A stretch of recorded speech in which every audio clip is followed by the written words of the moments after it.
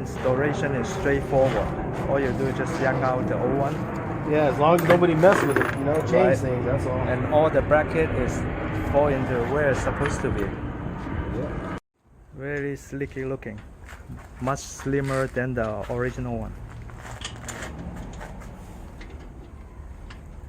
And comes with the nuts and bolts, makes the job done easier.